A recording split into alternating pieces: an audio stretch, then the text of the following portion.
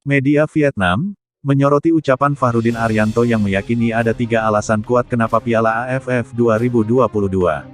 Apakah ini pertanda Detau 247 setuju bahwa Timnas Indonesia calon kuat juara Piala AFF 2022?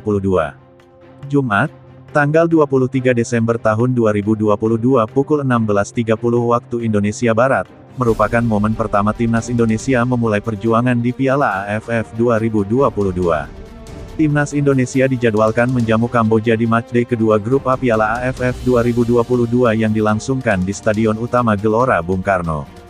Seperti biasa, digelar konferensi pers sebelum laga pada Kamis, tanggal 22 Desember tahun 2022. Dalam konferensi pers itu, Fahrudin Arianto mengungkap ada 3 alasan kenapa Timnas Indonesia layak menjadi juara Piala AFF 2022. Pertama, Timnas Indonesia merupakan gabungan dari pemain muda, pemain berpengalaman dan pemain naturalisasi. Kedua, dengan memiliki banyak pemain yang tampil di luar negeri, saya yakin Timnas Indonesia bakal meraih pencapaian yang lebih baik ketimbang tahun lalu. Alhasil, Timnas Indonesia mulai mendapatkan stabilitas, kata Fahrudin Arianto dalam konferensi pers laga Indonesia vs Kamboja. Ucapan Fahrudin Arianto itu yang menjadi sorotan menyoroti optimisme bek Madura United itu untuk membawa Timnas Indonesia juara Piala AFF 2022.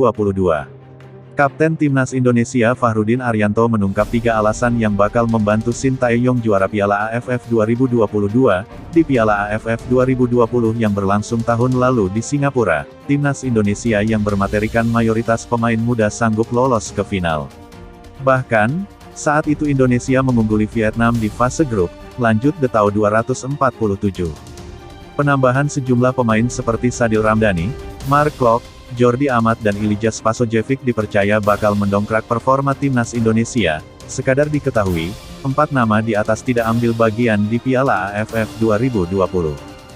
Namun, di edisi kali ini, Jordi Amat dan kawan-kawan siap menjadi andalan skuad Timnas Indonesia.